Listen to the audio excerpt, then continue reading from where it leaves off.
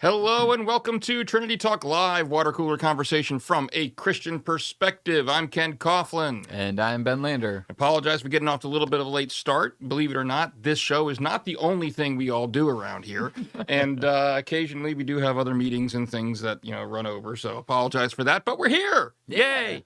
And we're already doing better than we were, 2 weeks ago, because the show's been live for more than 1 second before YouTube cut it off. That's true. That was 2 weeks ago, right? Did I do that?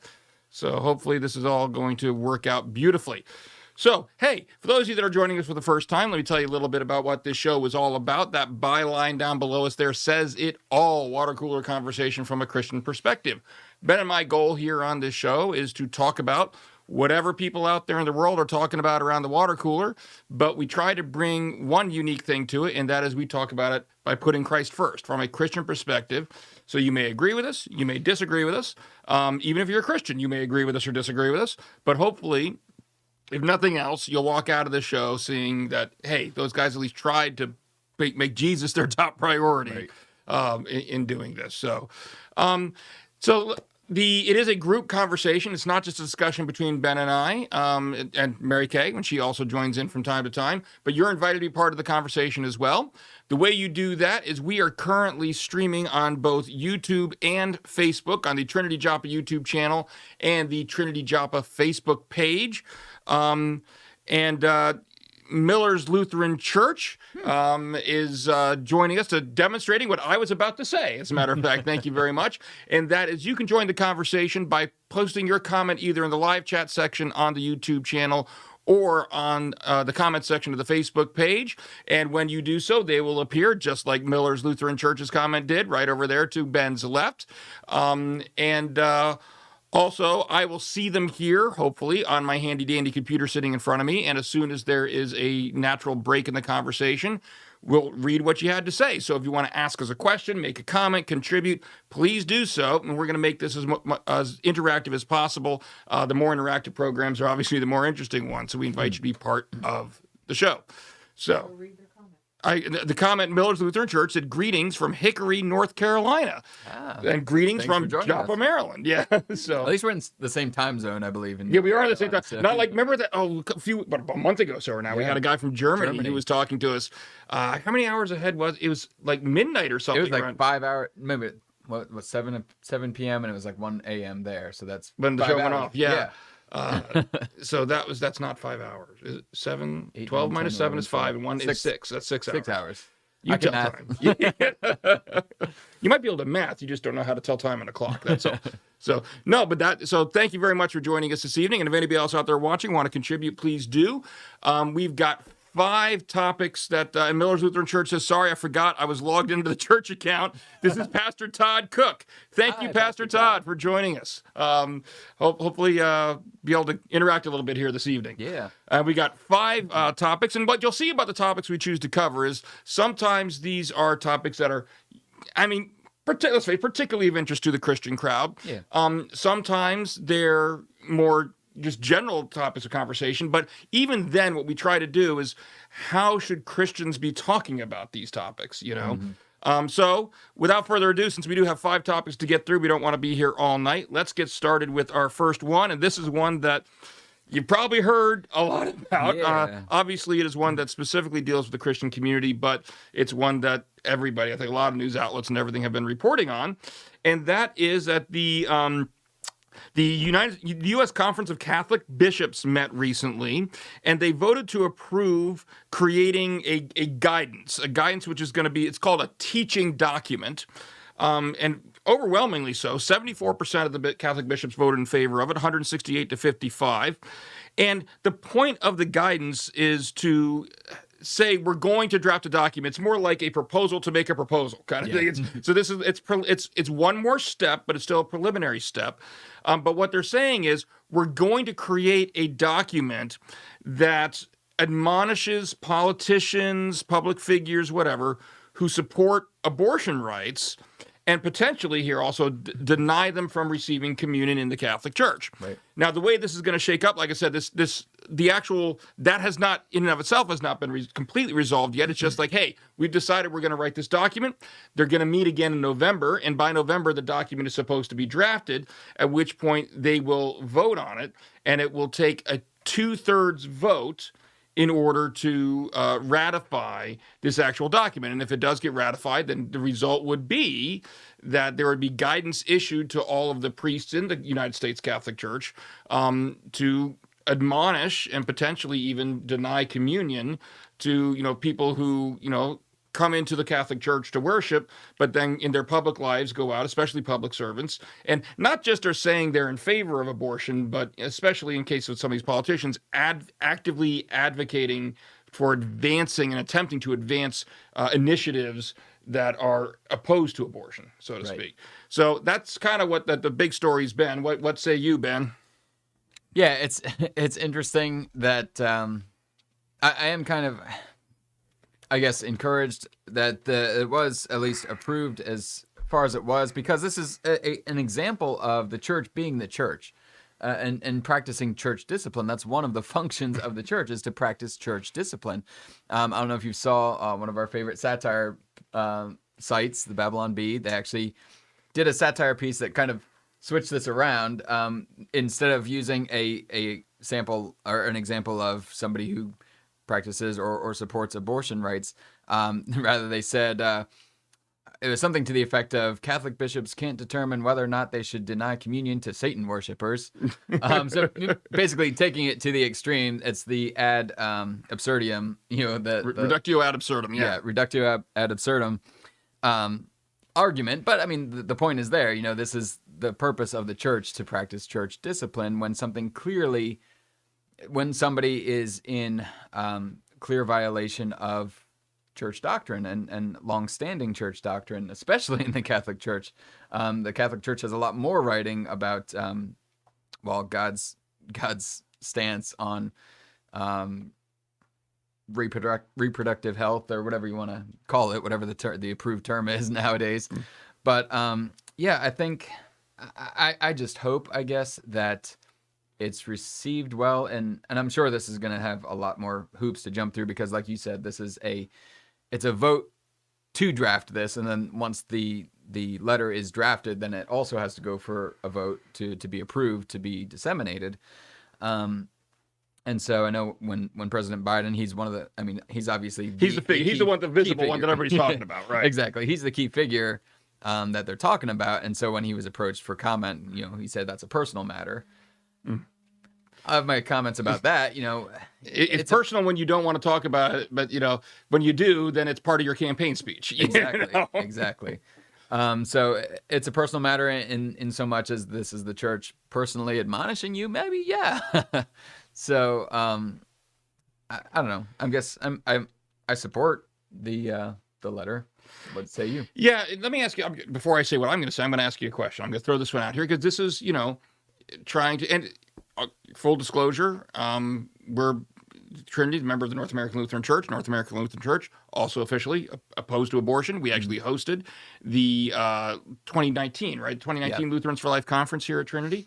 So, that's where we're actually theologically, obviously, we agree with the Catholic Church on this point. And if you have been a longtime viewer of this show and didn't know that, you haven't been paying attention. We spoke out about that quite a bit. But let me throw this one out here, because here's an objection that I can see being raised. And I've seen similar questions being raised in the past about, and not obviously specifically this, because this just came up, but similar issues. What do you say to someone who would say, well, hold on, but why just this issue? Okay, I get it that abortion, the Catholic Church is pro-life and advocating for abortion. Abortion in general is considered sinful by the Catholic Church, but there are other things that are considered sinful as well. And are you really going to start denying people communion for every single sin that they're committing out there? What do you say? Well, that's a fair point. I think there's several different biblical reasons here. First of them being that the people specifically that this is aimed at are public figures. And so if someone's going to sin publicly, then they need to be, their sin is already out there publicly. So there needs to be a response publicly, just so that, people can take note of that. And so some of those cases where, you're right, abortion isn't the only sin issue. And so biblically speaking, the proper response before we receive communion, we examine ourselves in light of the 10 Commandments, which we're going to fall short of because they're God's perfect commandment. Maybe we've kept the commandments to the letter of the law, but not the spirit of the law. Jesus kind of expands upon that and says, even if you look at a woman lustfully, you committed adultery, and you're kind of expanding on that. So we all need to examine our hearts before we receive communion, and repentance is a big part of that. And so by denying communion, it's recognizing that they're living in unrepented sin. There are other choices and lifestyles that people live in which are unrepentant. And so the argument I think maybe could be made for denying communion there, but I think those are more personal issues, because when you encounter those issues, they're less necessarily from public figures, and so they're dealt with on more of a personal basis. But still, church discipline is to bring that person, into counseling with their pastor. Hopefully, if they're receiving communion from a church body, then hopefully that means that they're connected with that church body and have some sort of relationship with their pastor or their priest, and then in that relationship, they're able to have that open dialogue and that open communication with them. Yeah, and I agree with you. Now, I will not just cop out. I will share my thoughts with you. But Pastor Todd has a question here, which actually kind of leads into what I was going to say, too. He says, my question, if I'm not already withholding communion for any sin, how would I start? And maybe you can clarify, but here's how I took that, and it kind of hits to some of what you're saying too, that it's a very public sin. When sorry, okay, he just posted the follow up here. The point being, we have to be consistent if we're going to withhold the sacrament. I agree. Yeah, I agree with that. Now, can I just speak up as the resident Catholic? Sure, I'm going to speak up on your behalf, but go ahead. Catholics already withhold communion for a lot of reasons. First off, you're not supposed to receive communion. It's a self examination piece, but you're not supposed to receive communion if you haven't been to confession. Mm-hmm. However, there is corporate confession in the Mass before communion. Yep. Before in the Mass Eucharist, before every Mass. Yep. Either in the form of the Kyrie, which eleison, which is the Lord have mercy, Christ have mercy, Lord have mercy, or in the Confiteor, which is if you've ever watched a Trinity traditional service, very similar in wording to the confession that is said corporately. But in addition to that, another very public sin, if you will, in the Catholic Church is divorce.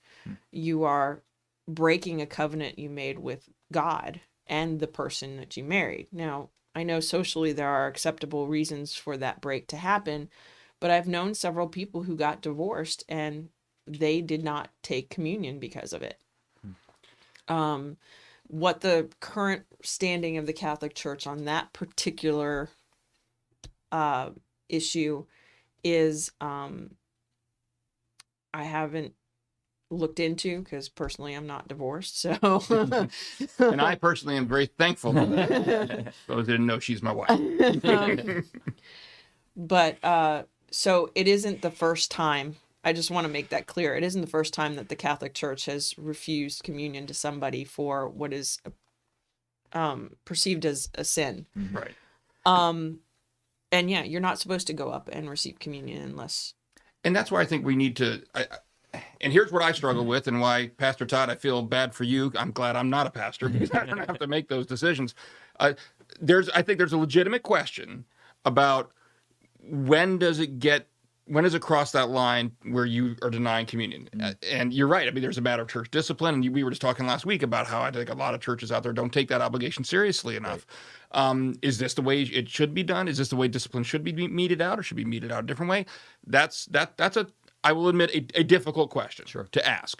That being said, if you end up coming down on the side, like the Catholic bishops here have, that the appropriate method of discipline in a case like this is the denial of communion. If you say, look, we can't share this Christ meal with you because you're doing this, then when somebody were to ask me, well, but what about other sins? I'd say, well, you realize that's just as much an argument for denying communion in other cases, kind of what Mary Kay was getting at, as it is. I mean, why do you assume the answer is, therefore, don't deny communion to anybody, as opposed to, well, maybe we should be looking at some other sins? You know? Yeah, and I think, and I don't think this is the intent with the Catholic Church. I think that's why they are, with these bishops, that's why they're drafting this letter, is that not only is it just, okay, we're withholding it from you, but in drafting this letter, there's also an explanation of why. You know, there has to be, with the discipline, just like with your child, when you discipline your child, you have to explain to them why you're disciplining them. Otherwise, they're not going to learn from it. And in a way, you can make the argument, this is, the denial of communion, in a way, is a gracious form of discipline, because somebody who is in unrepentant sin, biblically speaking, Paul says that when they come before the table to receive communion and have not examined themselves and are in unrepentant sin, then they eat and drink judgment upon themselves. That's the biblical language. We eat and drink judgment upon ourselves if we treat the sacrament, the Eucharist, as an unclean thing. And so by denying communion, you're saying, hold on, we don't want you to be eating and drinking judgment upon yourself. Let's explain why this, is a problem. Let's address it. And it's our responsibility as shepherds of the flock to do that gracefully. Yeah, and the grace being the key term in any kind of thing. And Pastor Todd here also says, I kind of covet the Catholic Church's polity here. The bishops will make a decision, and it happens. I don't think we in the NALC would do it that way. Our polity is congregationally focused. I think it would be hard to be consistent between various congregations. And I agree. I mean, say what you will, and I don't know the answer to the best organizational structure for a denomination, so to speak. But one thing you can't deny about the Catholic Church is they do have that top-down structure that makes it easier to implement something like this across the board. Whereas, I agree in the NALC, because the NALC, how many times have we heard the NALC described as, more of a bottom-up structure almost, and that, and there's reasons for that. I'm not going to go into all that discussion right now, but I agree with you. When something like this happens and you want to make it consistent, then it's going to be more difficult in a situation like this. I guess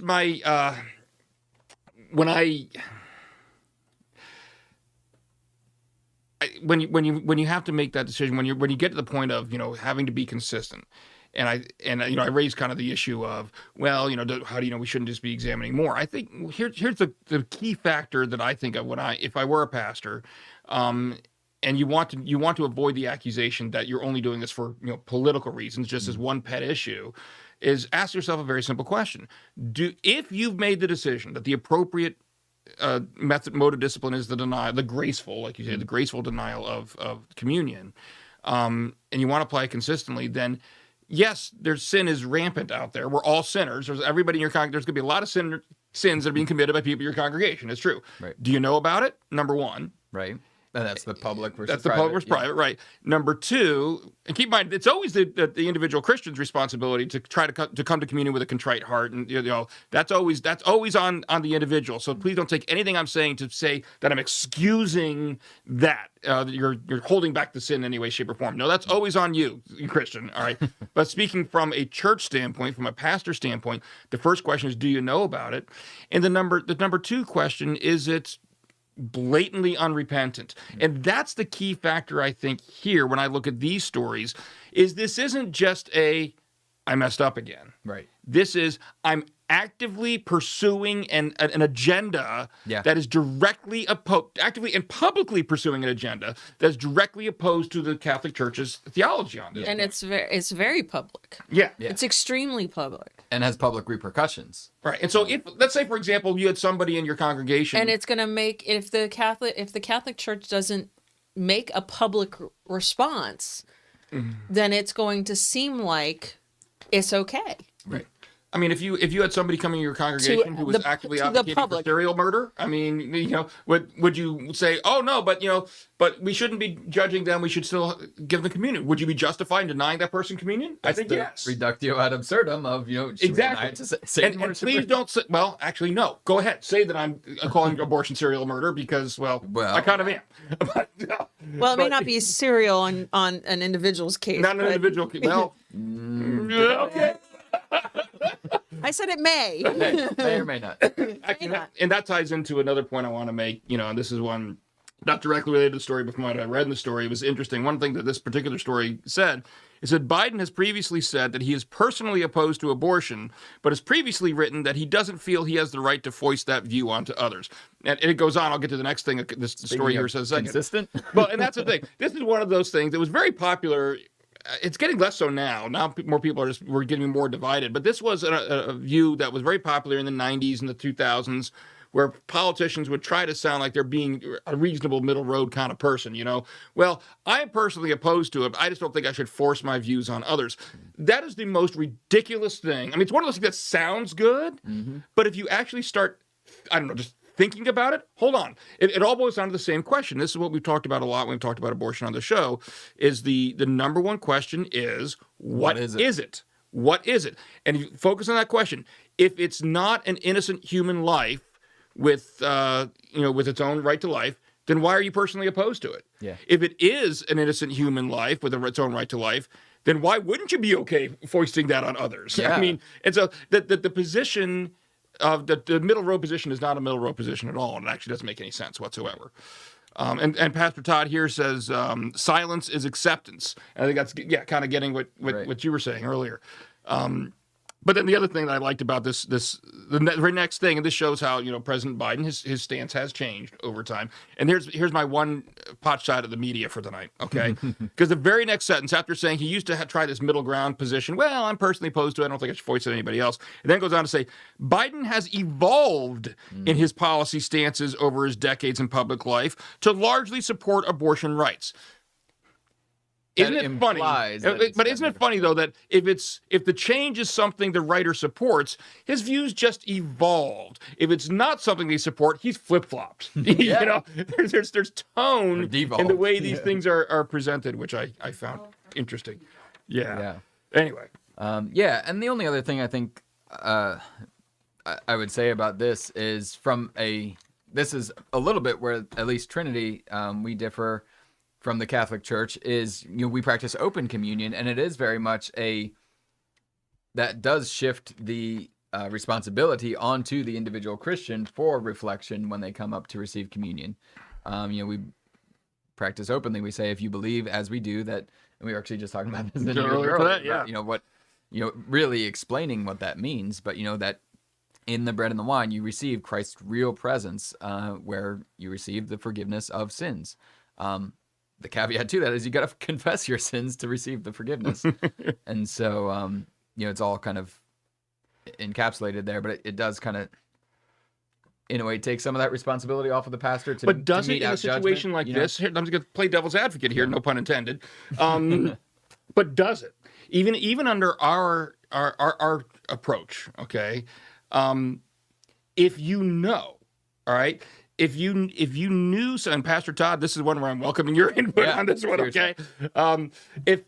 If you know that someone is unabashedly, unrepentantly, not just sinning, but actively pushing for an agenda that is so diametrically opposed, even if, does it do any good to say, but because we have open communion, we're pushing, it's really a personal responsibility. But that's where it comes down to other practices of church discipline, at least personally. Like if I'm in that position and I see a congregant who actively and publicly is opposing doctrine and is in error, that's where hopefully you have that relationship with the congregant where you can go and tell them flat out, hey, look, and if it comes down to that's what the decision is, if you think that it's appropriate to deny communion for them at that point, you can have that opportunity to explain to them privately and say, you need to repent of this.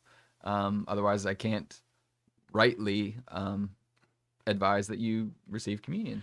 Yeah, and I personally, I'm not, despite everything that I've said here, I got to say, I'm open to being convinced one way or the other. I can't honestly say that I'm 100% convinced that the denial of the communion is the form that discipline should take.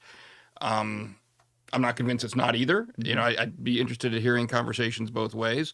But if you do fall on the side, like the Catholic bishops here do, that you think that is the appropriate method that it should take, the discipline should take, then I'd like to think that if at all possible, you wouldn't spring this on them during the Catholic Mass or during the worship service. You call them ahead of time and say, hey, look, I wanted to let you know that this is what's going to happen. You know, and so they're not finding out for the first time in front of everybody. You know, pull them aside. See, Pastor Todd says, I can tell you right now, the time to tell the sinner that I'm withholding.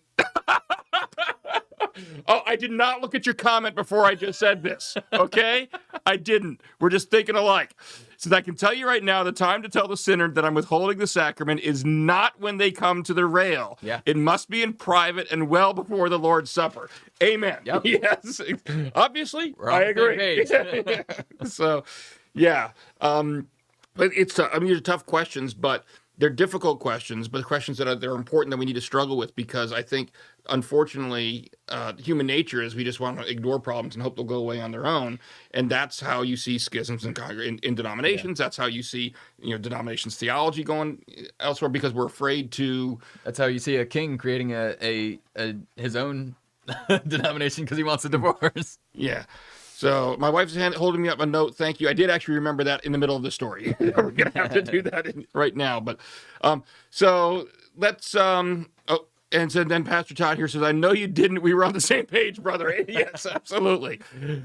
So one thing I forgot at the top of the show, which my wife's note just reminded me about, and I apologize for this, is we do also have a policy here that we want people to be actively involved in the conversation, obviously. But even if you're not watching us live and you watch this on Memorex, that's an old joke that nobody's going to get if they're as young as he is. So if they're, it's not live, it's Memorex. You have no idea what to see. There used to be things called cassette tapes, and sorry. Anyway, if you're watching this after the fact, we still invite you to be part of the show. Put your comment. We do ask it to be on YouTube, not Facebook. It's just easier to find it that way. And if you have a comment, a question, anything about the show, put it there, and we will try to bring that up at the start of the next week's show. I obviously messed that up. I didn't bring it up at the start of this week's show. But before we move on to our next story, I did want to bring up, we did have two comments, both by Brian Brownell, our friend Brian there, on last week's show. And the first comment he was making was in regard to the story about the school district that was taking all holiday names off of their calendar. And so everything was just day off. And, we talked about it specifically more in the context of like Veterans Day, Memorial Day, and the objection being, hey, if you take the Veterans Day off, there's a teaching moment there. We celebrate our veterans on that day. We teach the kids something about that. But of course, we also talked a little bit about the fact that it's not Christmas break. It's winter break. Winter break, or in this case, it's not even winter break anymore. It's just a bunch of days off. Yeah. And so in relation to that, what Brian says is, I think it should matter whether it's called Christmas and Easter or winter and spring break. The removal of Christian holiday names is not neutrality. It is anti-Christian. And I guess my thought on that is... He's got a point. When they give them off for the Jewish holidays, they say it's for Yom Kippur, and they say it's for Rosh Hashanah. Not in this case, those are just days off. Not that's new school system. Well, no, I know. But we talked about. I'm not going to revisit. We talked about our views on that last week, and it's like I repeat. I think about 3 or 4 times I said you don't throw out the baby with the bathwater. It's a little bit overkill there. But I think there's a valid point there in that in relation to other holidays, we are saying what specifically they're for. I think it's a little more difficult. And maybe people will get on me for this one, when you're dealing with the Christmas break or the Easter break. If it were like Rosh Hashanah, where it was a single day off, and you were getting that day off, okay, then there'd be, I think the argument would be stronger. Whereas if it's, in this case, most schools are off between, like the 23rd through the 2nd or something. If it were just December 25th. If it were just December 25th. I'm not saying I disagree with you, Brian, completely. I'm just saying that I think the argument would be a stronger one, using the parallel that my wife just brought up with Rosh Hashanah and Yom Kippur, if those were the only days that we're getting off. But because the days that you're getting off are broader, Now, I will also say that I do agree, and we've talked about this. Oh, but they before. conveniently put spring break, which everybody gets around Easter time, Well, so they don't here in have to Maryland, stay. the public schools do, but like colleges don't. Yeah, you I know. Sure. And so it's not always right around Easter. Now, I do think, despite everything I just said, that, and we've talked about this before, that there is a cultural movement within the United States to kind of remove all references to Christianity from it. I mean, I do. Yeah. And you'd like to say religion in general, but I don't necessarily think that's the case. You know, there are certain religions that they do still. It's definitely stronger in the, I won't even say the Abrahamic religion. It's definitely stronger toward Christianity. Right. So Yeah. So I also would say, yeah. So I can see in the case of the policy we were talking about last week, it was an attempt at being a neutral policy by removing everything. It was just a bit ridiculous. So, did you have a comment on that one? Before I agree. Yeah. Okay, there you go. So, yeah. His second comment, Brian's second comment here, was Columbus didn't discover the United States of America. He discovered the entire, it says entire American hemisphere. That's what I mean, the entire Western hemisphere. Right. It's north and south. Not actually true. Actually, technically speaking, you want to go back, Greenland is in the Western Hemisphere, and we have records of the Vikings. Leif Erikson. Yes. You know, in the, I think, 10th century or so. So you're correct in that, you know, Columbus. Didn't he also land somewhere in Canada? Well, that's up for debate. There's a settlement. I can't remember what it is. There is a settlement in Canada that some people, or there's some archaeological evidence in Canada that some people may be indicative of a Viking settlement. I don't know if the scholarship is completely at a consensus point on that one, or whether that was a Viking settlement or not.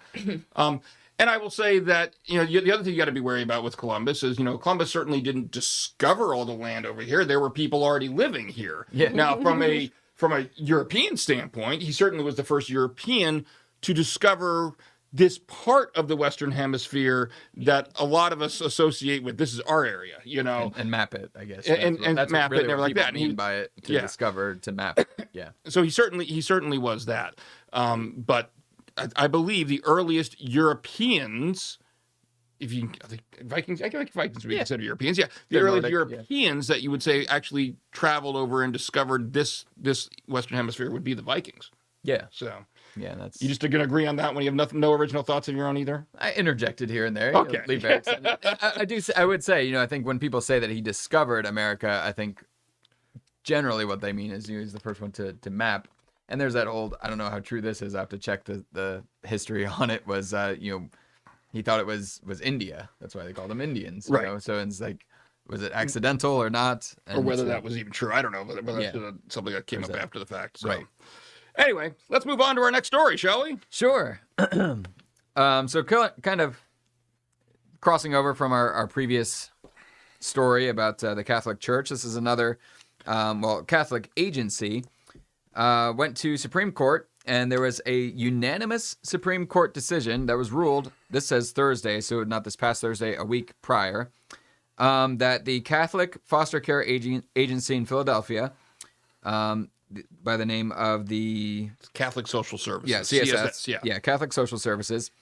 It's been around for a long time, over 200 years, has had a long-standing policy where they screen parents, potential foster or adoptive parents, and they deny or part of their requirements is adhering to a biblical viewpoint of a man and a woman, being the parents. They like to place these children into a household where it's a man and a woman, a biblical view of marriage. And so this came under fire. There was the city of Philadelphia refused to renew their contract with the CSS unless they had LGBTQ inclusive policy. So now they could no longer discriminate against this group.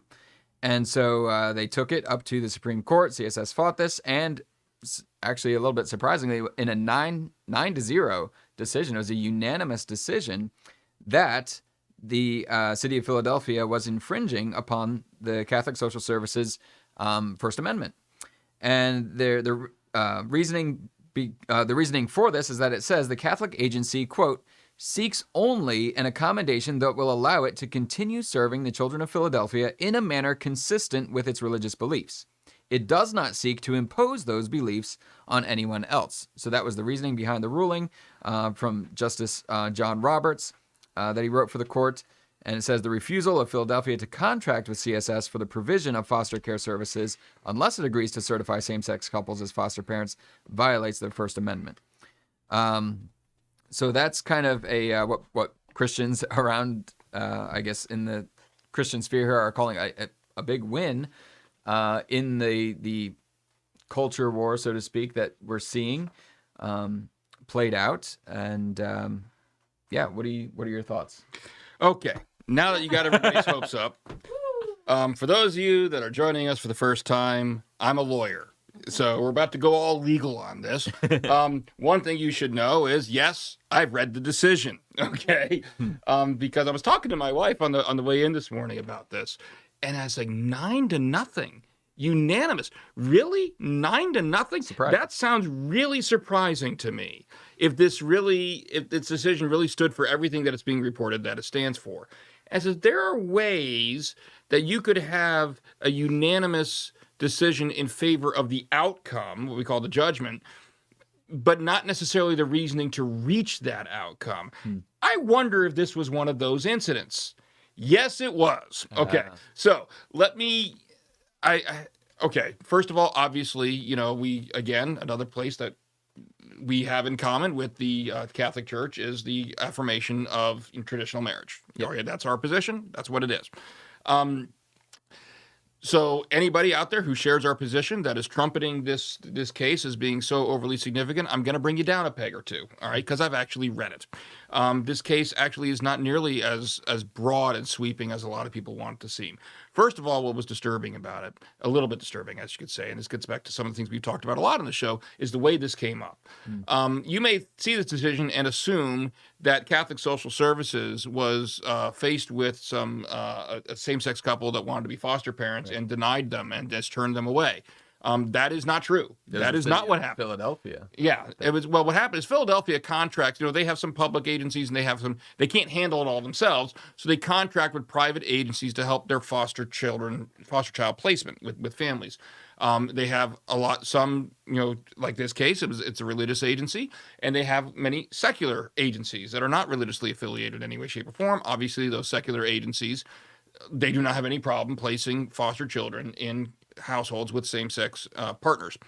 But what happened was in 2018, a newspaper, I'm guessing probably the Philadelphia Inquirer, although Philadelphia Inquirer, if it wasn't you, don't sue me. This is my caveat. I don't know for sure it was you, but I'm just assuming it was because you're the big wig in town in Philadelphia, ran a story on the Archdiocese, the Catholic Archdiocese of Philadelphia basically said, hey, it's our position that CSS, if this problem ever presented itself, wouldn't be able to place children into a foster home with same-sex couple. Never actually happened. No same-sex couple has ever presented themselves to CSS and asked to be go screened for it being a foster parent. Never happened. And the other thing is that the CSS made clear is like, if it did happen, they wouldn't just slam the door in their face. They would say, look, there's a lot of other agencies the city contracts with, right, and actually help them get hooked up with one of those agencies that will place them. Yeah. All right. So this was one of those things, the old phrase, it's a solution in search of a problem. There was never a problem to begin with, but because a newspaper decided to have this big scoop and run this big story, cancel culture swept in, investigation starts, we need to cancel these people to cancel a problem that isn't actually happening. Yeah.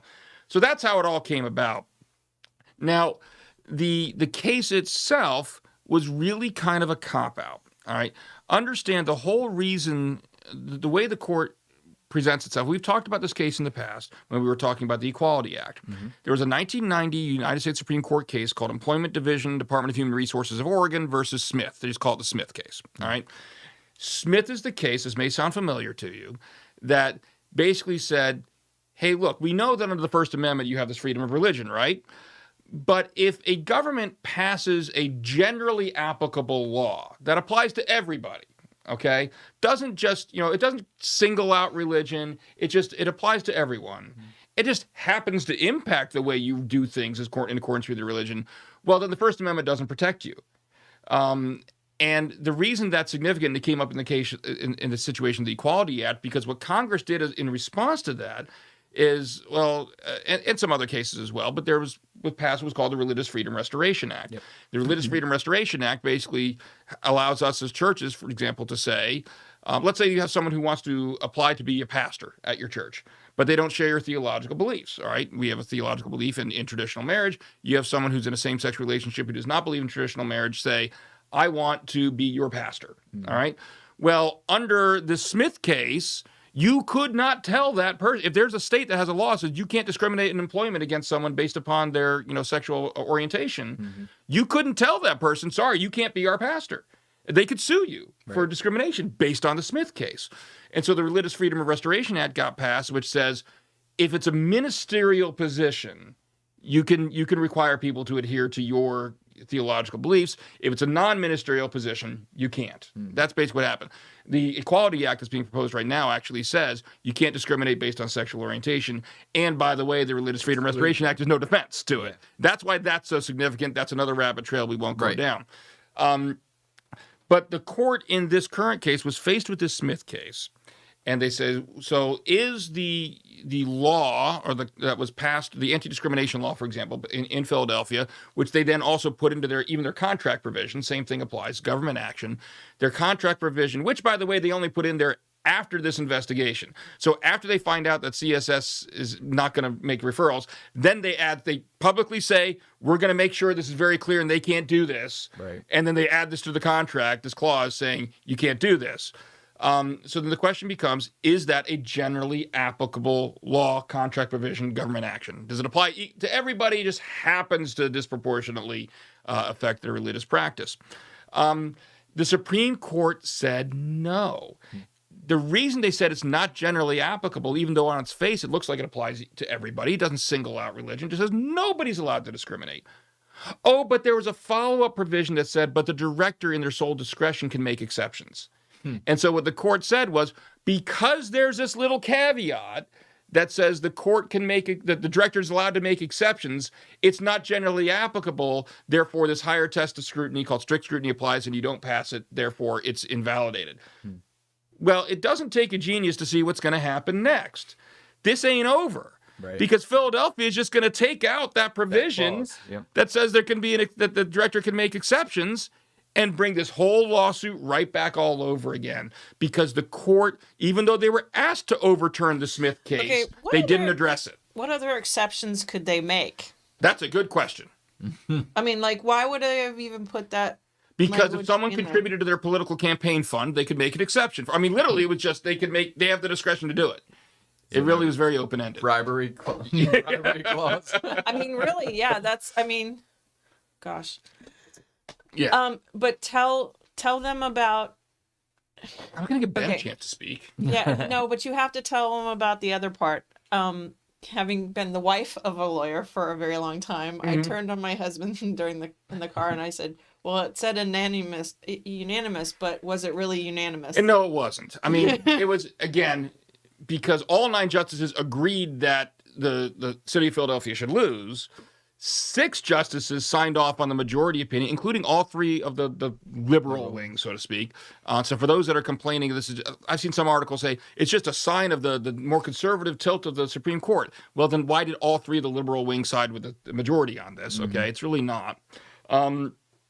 But 6 of them agreed with what I just told you. It says, well, it's not a generally applicable provision because they left this little exception in there. All right. 3 of the justices wrote various different concurring opinions, Alito, Gorsuch, and I can't remember who the third one was.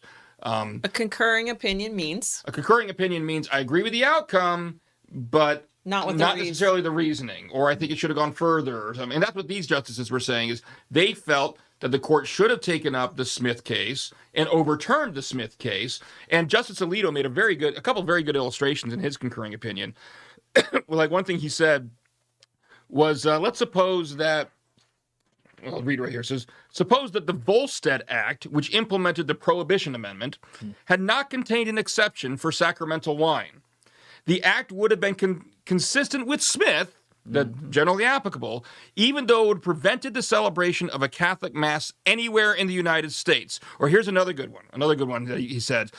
Suppose that it had prohibited, somebody passed a law that prohibits head coverings in court. All right. So, we know we don't want it. It's a sign of respect. If a lawyer comes in or somebody comes to court, you always tell me, I've been a lawyer for over 2 decades, and I will tell you, if someone comes into the courtroom wearing a hat, the bailiff will come up to them and tell them to take it off, universally. All right.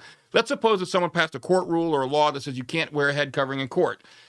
Tell that to all the Jewish men out there that are wearing yarmulkes. Tell that to the Muslim women, I mean, do you see the problem with the Smith case? That it's generally applicable, but the ramifications of this. Pastor Todd says, it seems to me that the ultimate goal of the left is to say that the First Amendment religious freedom rights are outweighed by anti-discrimination laws. Does this decision help people of faith? Two points there. Your first point that, as far as outweighing, let's take that one up first, because then I can actually let you talk for a minute. I mean, I would say yes. And I don't necessarily say that as being, those horrible people on the left. I mean, that's what so many political disputes come down to. We have conflicting interests. One side elevates one interest higher in importance than the other one elevates the other one higher. Which way do you fall on? So I would agree with you on that first point. What do you say to that? I would concur. We do see a disproportionate execution and that's the whole reason. And you would know better than I do about the whole reason that the equitability, in law, came to be. That you rather than just say you come up with a grievance against your neighbor because he's cutting down your trees. Well, it used to be in common law that you couldn't do anything about it until he had actually committed the offense. But under equitability, it means that you can now prevent him from cutting down your trees, preventing the offense. And so that's, I think, has a little bit to do here with the prevention of the offense. What you had said was the solution in search of a problem, right? And so I think that's the premise that they're trying to go with under the guise of equality, fairness, tolerance, whatever the word du jour is, and but it is disproportionate on the left, right. Well, that's also how people influence others. I mean, you want to influence someone to your political viewpoint. How often do you see, like, if someone on the left were talking about this, it'd be all about they're discriminated against. They don't care about LGBTQ rights. Whereas on the right, it's they don't care about, or if we lost religious freedom, religious freedom. It's the one issue type of thing that you take up that one issue. And Pastor Todd here does say that was pretty blunt of me, but I'm limited to 200 characters. Sorry, no apology necessary. I got it. We're not limited to 200 characters, and sometimes I come across as too blunt. His second question was, does this decision help people of faith? It helps the CSS in the short term. Until it's brought back. Until it's brought back up again. And it's going to be brought back up again, I have no doubt, especially because the city of Philadelphia has said, we're going to make sure that they can't do this. It's almost like a vendetta coming across. Here's where I think it does help. Can I just say something real quick? Sure, but now you let them hang, and I said, here's where it does help, and you cut me off. Now everybody's wondering, how did that help? Go ahead. Well, I've been thinking about this, and I run the food ministry here, which includes the food pantry, and when we're giving out we're used by the government agency, the federal government, and by the state government in order to distribute food. And we do have, we have a policy where we can't discriminate against, for, any of the protected classes, which, the LGBTQ falls under that category. But so does religious. Mm-hmm. I'm pretty sure religious beliefs fall under that category. Two protected categories in conflict. Because we can't discriminate against them based on their religious beliefs. So, and we don't. I mean, I was just telling Mark today about some Hindu clients that we have that have come out, and but I serve them. And I'm thinking about this, and I'm thinking about how you talked about what their policy is should a same-sex couple come to them. they are still serving them. They're still helping them. They don't necessarily help them in the same way they might help, a traditional, the biblical view of a married couple and or a family, however you want to phrase it. But they're still helping them. They're still serving them. In the same way that a doctor who writes a referral to a specialist is still serving the patient. Yeah. Yes. They're just referring them elsewhere. The same way I would serve a client who comes to me. I had a client come to me and he gave me his address. I asked him where that was, and he, I can't remember exactly where it was, but it was basically somewhere in Baltimore. Well, he said Baltimore. And for those of you who don't live around here, addresses, if you give them as mailing addresses for Baltimore County, which is a county that surrounds Baltimore City. Not confusing at all. I know. They say Baltimore. Now, some of them actually mention where, they'll say Dundalk or Rosedale or whatever, White Marsh. But some of them will say Baltimore. So when he said Baltimore, I said, do you mean Baltimore City or do you mean Baltimore County? And he said Baltimore City. And I said, this is a really far way to come. I mean, we're not hugely far, but there are pantries that are closer to him. And I asked him, I'm not saying that you can't come here and get food, but isn't there can I help you find a place that's more convenient to get your food, that will serve you better than we will, because we're giving him frozen food and he's got to haul it all the way back down to Baltimore City.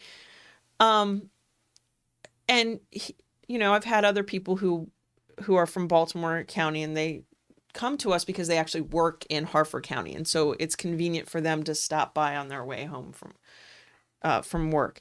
And he gave me a similar story. So for him, coming out to us has a convenience factor to it.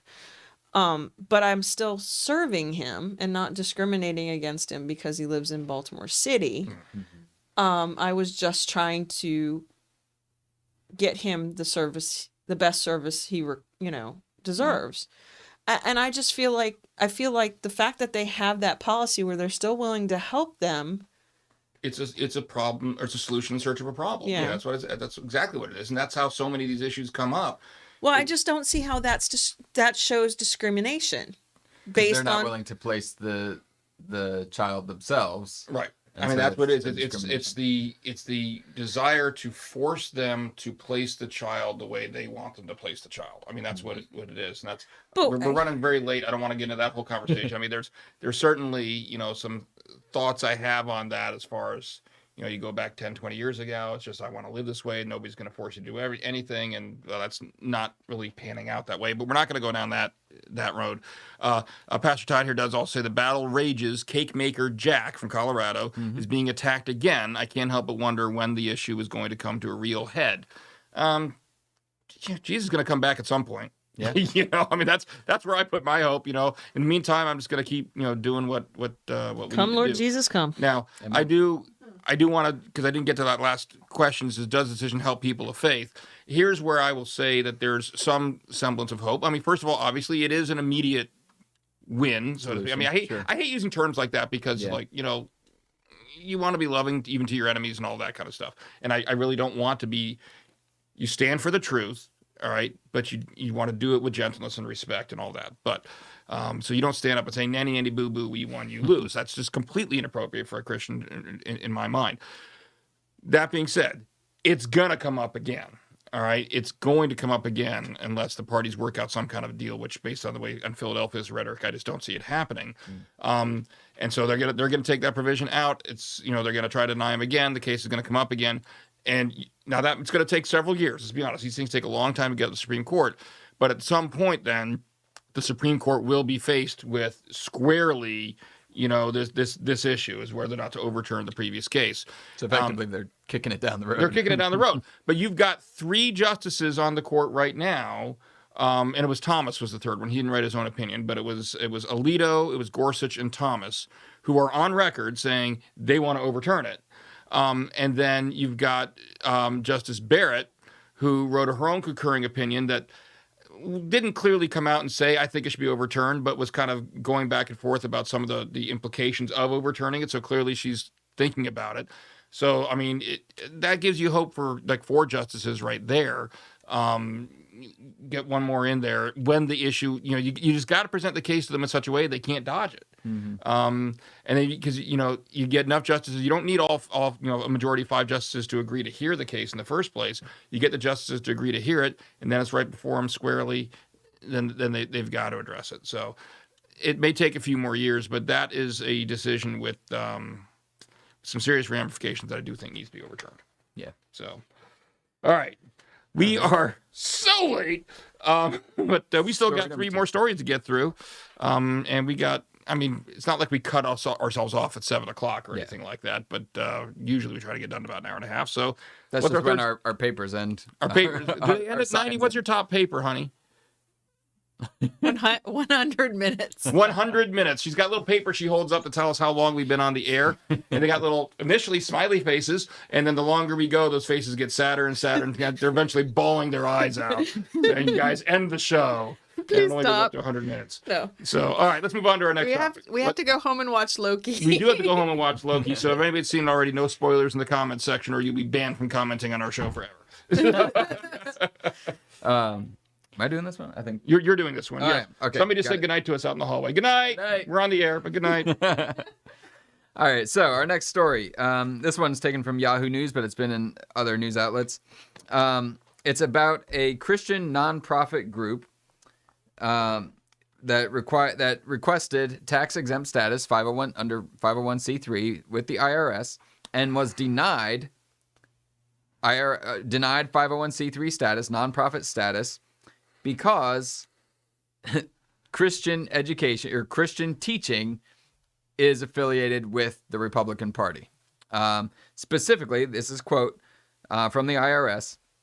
Specifically, you educate Christians on what the Bible says in areas where they can be instrumental, including the areas of sanctity of life, the definition of marriage, biblical justice, freedom of speech, defense and borders and immigration, U.S. and Israel relations. This is from the IRS Exempt Organizations Director, Stephen Martin.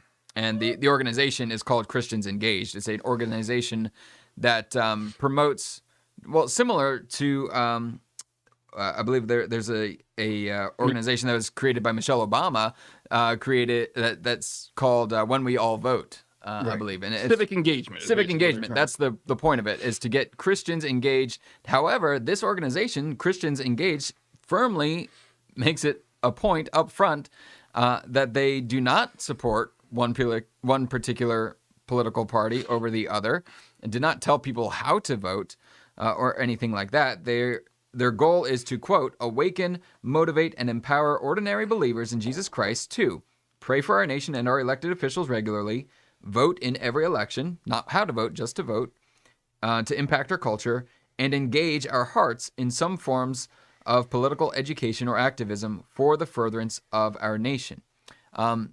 So it's a Christian group seeking to get other Christians engaged in politics, and they're denied tax-exempt status under the IRS. Did anybody look up to see if there are any LBG, whatever the letters are, because I never remember them in the right order, organizations that have tax-exempt status and also the educate their and ask for advocacy for their political views? The When We All Vote organization is a secular organization. Yeah, but it doesn't. The last part of that you said would be the problem. Actually advocate or asking for or lobbying for certain things. That's what you can't do that and still be tax exempt. So if there is an organization that's actually lobbying for particular bills to pass or versus Well, if they're educating their people on on LB or LG, what are the letters? LGBTQ. I never remember them in the right order. Well, but that's where if your goal is just civic engagement generally, then it's fine. If you cross that line into advocacy and lobbying, then that's where it gets to be a problem. When you think they're not lobbying. Well, so then in response, there's a letter that was sent appealing the IRS, and it hasn't gone to court yet, but the threat is there that further action will be enacted upon if they need to. What are your thoughts? Well, I mean, I'll say at the outset that this is one that requires more thought. You know, I know when we see the headline, you know, we all want to, you know, and I'll say the punchlines, nobody thinks I'm going off the rails here, that I do think the IRS, what they ended up doing here was wrong, obviously. But you know, you want to take a step back and think rationally, because here's the caveat. Here's the key question, the key way that frames the discussion. It gets to what I was talking about before with Mary Kay here, is that Thanks, BA. BA just gave a count. LGBTQ. I'll try to remember that. Let's go bring the quilt inside Anne. That's a good brain cue, I guess. Right? Oh, that's let's the go. acronym. Yeah. Now I just need to remember the sentence. Inside Anne. You read the sentence. You remember the order of everything. Maybe. So, I'll work on it. so anyway, so the way you have to frame this analysis. What's the I stand for? That's not. Can we not get sidetracked? I really don't want to go down that path. Stop. Sorry, I'm squirreling. Okay, you are totally squirreling. All right. So, no, but the way to frame the evaluation is just what I was talking about. It's like, if you're encouraging people to get involved, telling them, for example, how to get, you know, how to register to vote, all this kind of thing, that's fine. If you start advocating for a particular political lobbying or candidates, you know, or parties, that's when it becomes a problem. And so the IRS argument, so it goes, is that you are essentially trying to, under the guise of civic engagement, trying to advocate for particular political ends, is what they're trying to say. I think they've stretched it a little bit, more than a little bit, because clearly this is not a matter of lobbying for particular. It's not even just not advocating for particular candidates or parties. It's not even lobbying for particular bills or legislation or anything like that. It's clearly not a lobbying organization, but they're kind of trying to say the lines are blurred, I think. And I'll tell you how a group like, what was it, When We All Vote, is that what it was called? The way you advance, and I'm not saying they're doing this, I'm not as familiar with that organization. It may be a perfectly fine organization, so please, it was mentioned in the article. But the way you could structure a civic engagement organization to kind of get around this is by who you target. In other words, you look at the demographics. What demographics tend to vote one particular way or another? Okay, well, those are the demographics that we're going to try to encourage to vote, you know, because while we're not going to say anything about particular issues, if we know that if we get that demographic to vote more, then that's going to go more our way. The same could be said, however, you know, if that is what, you know, an organization like When We All Vote does, right. Well, you can't complain when a Christian organization says, all right, we want to get the Christian demographic to vote more. But when it gets into, well, are they also educating them on particular issues like abortion, you know, for example, when we talked about, does that then cross the line into now you're doing more political advocacy? And I think the answer is no, but it was because something else I read in the article later, but I've been talking long enough, so go. No, yeah, I can see the point, but yeah, I don't think the answer is that they'd be advocating or lobbying specifically for that. And they raise a good point in here that to say that a Christian organization that's getting education out there and getting Christians engaged with politics is strictly that their teaching is affiliated with the Republican Party. Well, you got a big hole there because your current sitting president is a Democrat, and he identifies publicly with his faith as a Christian. But see story number one from tonight. But see story number one for that. So right therein cross-references. Yeah, therein lies the issue with that logic. It's a broad and sweeping, generalization to say that all Christianity, and I guess this also points to... We have at least two that I could name off the top of my head, but I won't because, it's their information that are registered Democrats. Yeah. That are in active leadership here at Trinity. Mm-hmm. But they're Christians. Right, yeah. So, and I think that's where we get into the danger, and we've talked about, I think, before on this show, is the danger in identity politics, in affiliating ourselves so squarely with one particular political party. And I think it's no secret, we've shared on this show before, we're both independent. We're all independent. And so, the danger with identity politics is you get perceptions like this, and perception is reality. It's the old adage, whatever someone perceives that's how they're going to respond as the reality. And the IRS clearly has a perception here, or the public at large has a perception that Christianity equals right-wing Republican. And that's just not the case entirely. Do we tend to trend there? Maybe, yeah. I'll give it that. But it's not the case. They're not identical, right? Yeah. It's funny because this great minds think alike. You can't read my sloppy handwriting, but I will get to, I promise, what I referred to earlier as far as the reason why I think I come down the lines of the IRS, that it's not political advocacy. But before we do, because of what you just said, I got to show my note, which was the next thing I was going to ask, was, is there a concern that we are so identified with a political party? Yes. Yeah. And that's, this is one of those things where I think so often the response of anybody, and Christians are just as guilty of this, is to just go on the defensive. Oh, look at this outrageous thing that the IRS has done. Yes, and I'm on record here. I do disagree with what the IRS has done.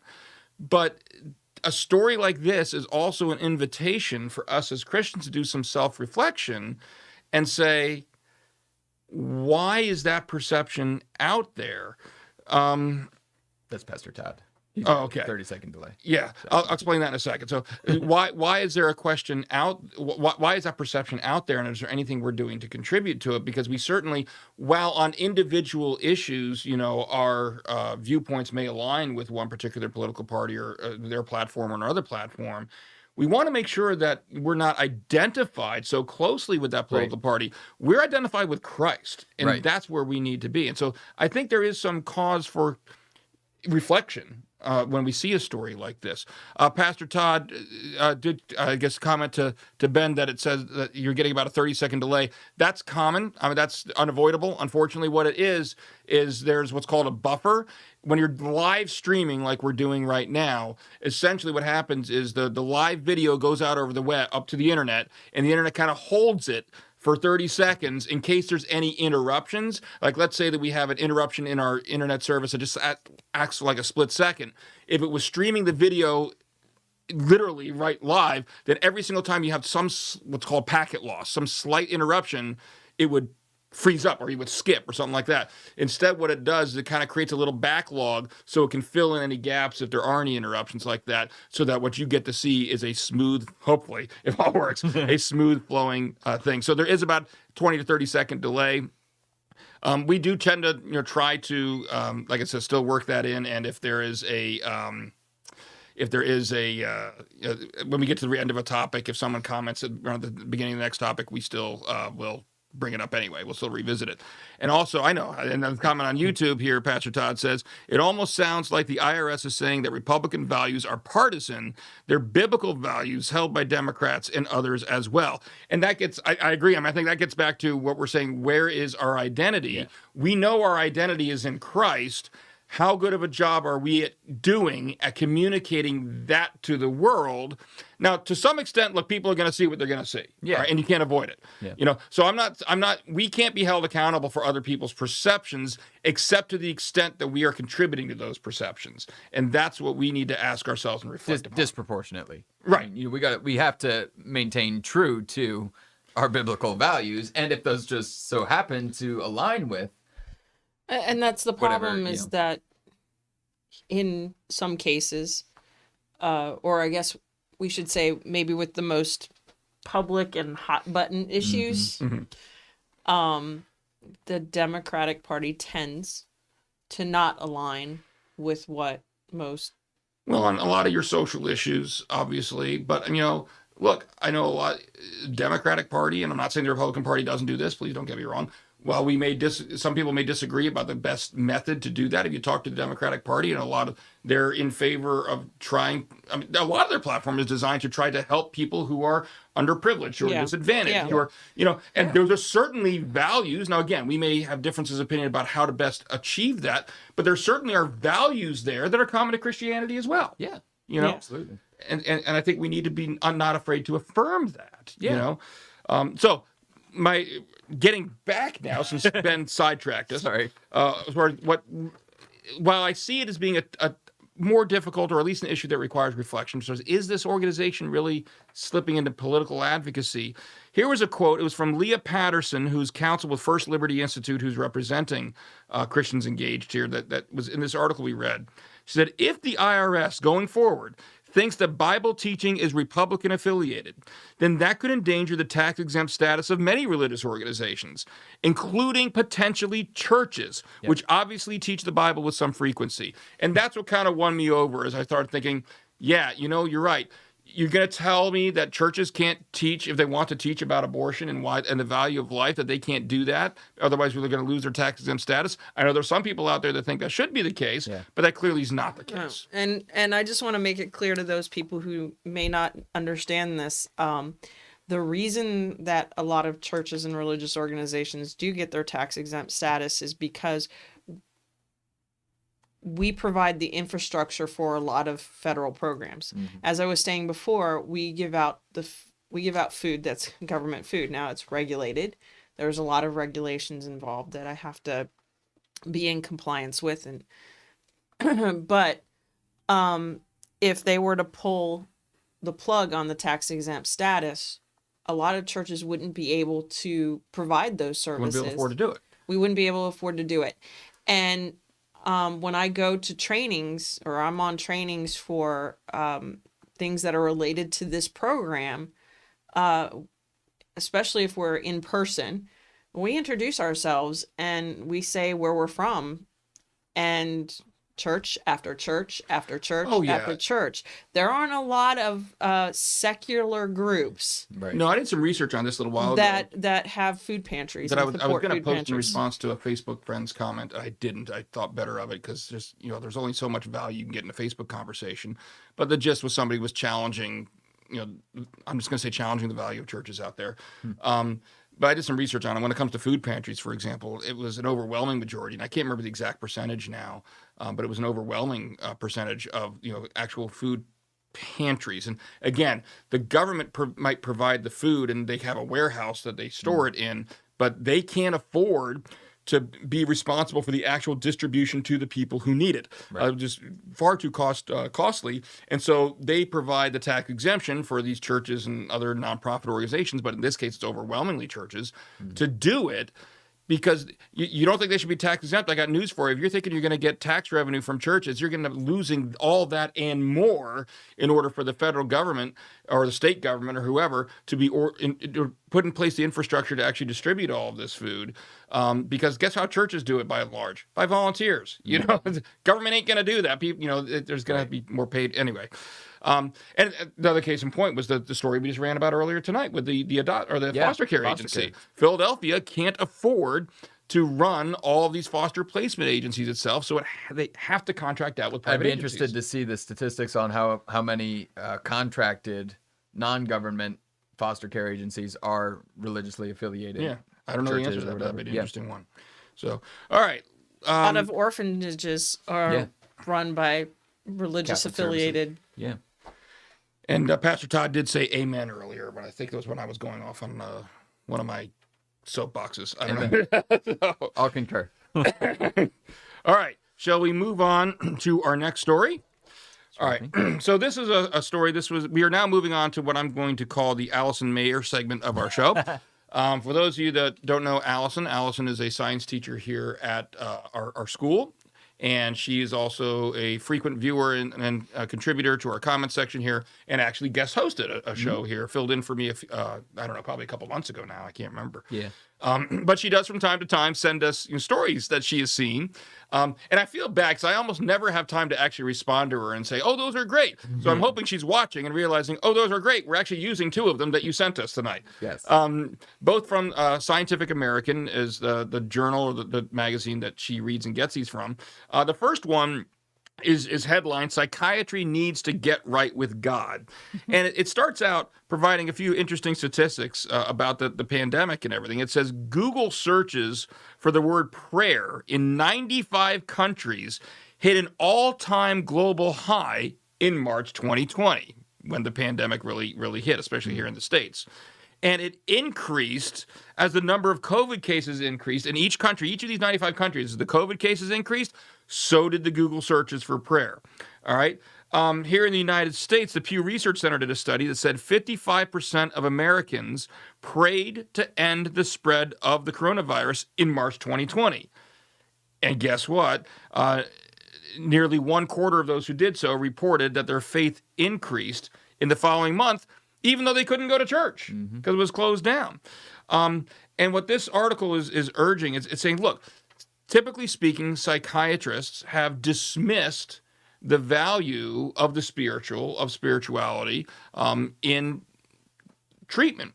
And yet, we see this article saying that we're seeing evidence that it can actually, it actually can help people in their walk. Obviously, I'm going to say that, truth matters. And so while the article is talking about spirituality in general, to be clear, what we're talking about here are subjective benefits. They are. But that's not to say that I personally think we should be, advancing, saying, well, it might help you subjectively, so let's go ahead and let you walk down that path. That's a lie. No, that's not the case. But just speaking purely from a therapeutic standpoint, this article talked about the fact that, for example, in the past year, American mental health sank to the lowest point in history, where mental disorders increased by 50% compared to before the pandemic. You saw increases in things like alcohol and substance abuse. Young adults were more than twice as likely to consider suicide, all when the pandemic hit. And yet, the only group to see improvements in their mental health, not just not going as bad down as quickly, but improvements in their mental health in that past year, were people who had attended religious services at least weekly, either virtually or in person. So not just like a lot of these studies say, well, have you been to a church service in the past 6 months? No, if they're going weekly, had regular exposure, those people's mental health actually improved. 46% reported excellent mental health today versus 42% 1 year ago. So it wasn't a huge increase. It was a 4% increase. But when you take that in light of everybody else going so downward so dramatically, that's pretty significant. Yeah. So the point of this article, what it's trying to encourage people to do is say, hey, the psychiatrist, you need to look at you've got patients who want to talk about their spiritual beliefs as part of their treatment protocol, and you're kind of brushing them aside saying, no, we don't need to talk about that. We're all science. It's like, well, now you have scientific evidence for the fact that there is value in discussing these things.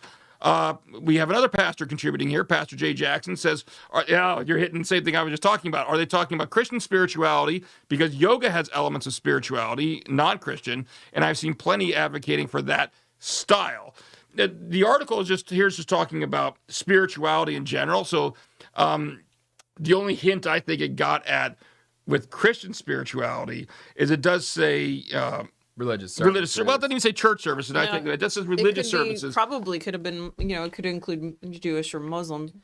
So now, what would be interesting is a follow-up study to break that down and say, okay, so we see that because you could have, statistically speaking, we're just asking people about if they attended religious services, but then you find, well, those that attended Christian services, for example, actually were boosting the others up, so to speak, that they were reporting vastly improved mental health, whereas maybe there was no change in the others, but you lumped them all in together. So what the article doesn't say, it's a good question.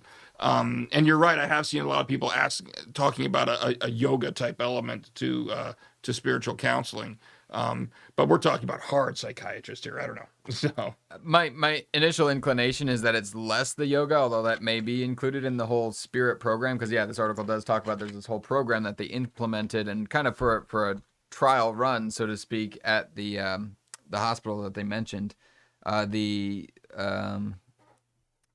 John Templeton Foundation are the ones that funded it. But I mean. In some Tell ways. us more about that. What do you know about this program? Well, no, just that this article talks about that. Talks about anecdote after anecdote of. So it does kind of break down into anecdotes of patients who responded to this spirit treatment. The spirit treatment is what does it stand for? It's basically it's an acronym for spiritual. Elements being incorporated into the treatment program. So, right. Anecdotally speaking, in another case, this does talk about, in another case, a devout, now this is anecdotal, but it is a Christian, a devout Christian man in his mid-60s came to McLean Hospital. That's where this study was done, or this trial run, with severe depression and acute levels of suicidality. His treatment team was aware of his faith, but unclear how to address it in therapy. I was asked to consult with the patient, who reported to me that he was struggling to pray and think about God in the throes of his depression. We scheduled times for prayer and religious study, and I encouraged conversations with his pastor. Within 1 month, his depression began to remit for the first time in more than a year. So this is anecdotal, but I think that's probably the aim of it. It seems like it's more counseling sessions with spiritual elements infused in it. Now, I'd be interested, too, to see the breakdown of whether that's Christian, Jewish, Muslim, or whatever. Also, interestingly, that I found in this study is that more people who have no religious affiliation are actually responsive to the spirit treatment. They're actually seeking this spiritual treatment. They actually wanted to be engaged in this treatment. And there seems to be no, counterintuitively, we might think that, we've heard in other studies that, people who are elder or older have more ties to religion, more ties to, you're more likely to be religious the older you are. But according to this study, at least what it's suggesting, it says, however, our findings suggest that patients benefit from the spirit irrespective of their diagnosis or age. Apparently, depressed millennials are just as likely to want and benefit from spiritual psychotherapy as geriatric patients. So the response is across the board. It's beneficial. And from a Christian perspective, from a biblical perspective, I think this shouldn't really surprise us so much. You look at David when he wrote the Psalms, and he talks about how there's a physical, and I'm a firm believer in this, that our spiritual health directly affects our mental and physical health. Because God created us as embodied spirits. We have this tent, this earthly tent, this fleshly body that we inhabit, but there's more to it than just what comprises that earthly body, which science hasn't been able to define concretely because it's spirit. And so God created us that way to have a spiritual component, to house his spirit. We are temples of the Holy Spirit. And so when David talks about in the Psalms, he talks about my sin was ever before me, and he talks about how his body physically, he had these when he hid his sin away, then his body physically decayed day after day, the longer he hid it away. And then when he went and confessed his sins to God and he forgave him, then his spirits were uplifted. He was rejoiced. So there's this connection. Even we see, from David's case there in the Psalms and throughout. And so it really shouldn't surprise us. But I guess it is encouraging that at least this article is advocating for science to catch up with what the Bible teaches us. Yeah. And Pastor Jay says, Gnostics are back, run. And then Pastor Todd here says, did they ever leave? It's funny because I was thinking, one of the points I wanted to make, I was going to preface by saying, I don't want to get into a comparative religion study here. Apparently we are. But I do wonder, and I think you're right. Obviously, we are embodied spirits, and so you can't just disregard that when you're trying to look at the big picture. And there's a reason why I think you see the results that we've seen. That's not just anecdotally, but you see people, Google searching for prayers increasing and all that kind of stuff. Because of that, it makes sense. Now, I do think that truth does matter, and I would be very curious to see kind of a breakdown of the different faith traditions within this large spirituality category, just because there are certain religious traditions that that really don't have, under their worldview and the way it shapes up, they really don't have a whole lot to offer to somebody who's struggling in areas like this. Christianity obviously does. We worship a God who came to earth in the flesh, in Jesus Christ, and who was tempted and who's lived a life and who, just like we do, and suffered more than we're ever going to suffer. And so that to me kind of provides examples of, look, I worship a God who I can literally say he's been there. Yeah. He's there. He is a loving God. He's a just God, but he's a loving God. He's actually the source of love. And God is love. And so when I need someone to comfort me, to help me through, we worship a God who, that there's a consistency there that can help us in those times. You look at, and I know there's different branches of Islam, don't get me wrong. I'm not going to paint with a very, very broad brush, but in certain segments of Islam, maybe even broader than the brush I'm painting here, but I'm trying to be respectful of it. Allah in their tradition is not a God of love. He's a God of will. I mean, basically, it's, even if you do everything you're supposed to do, that's still no guarantee that you're going to, move on to the afterlife you're shooting for, because it's all ultimately, God is so sovereign. They elevate God's sovereignty so high that it really is ultimately just up to his whim. And he could still say, if it's his will that you don't, then you don't, how do you worship a God like that and that provide you comfort, right, in certain situations? So that's why it'd be interesting to see more of a breakdown. Kind of flighty. Yeah, and another that kind of what you're hinting at here reminded me of the other anecdote. So I would like to share this other anecdote that points out. It says, recently one of my patients, an ostensibly secular 22-year-old woman, so she's secular, presented with an uptick in depression and anxiety. She reported feeling defeated and stated she was losing hope of ever getting better. My research has taught me that many secular individuals believe in something, and therefore I assess this for spirituality with all patients, irrespective of their religious affiliation or lack thereof.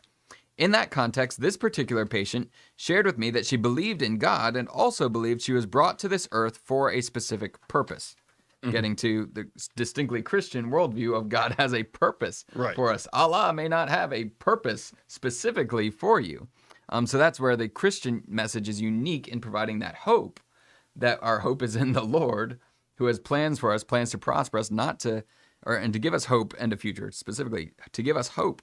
And it says, over the course of just three sessions, focused on those ideas that she has a purpose and was created by God. Even though she's ostensibly secular, is what it says. 3 sessions focusing on those ideas that she has a purpose, she's created by God for a purpose. She came to a sense of an increased hope that she could overcome her life challenges, and her symptoms of depression started to abate.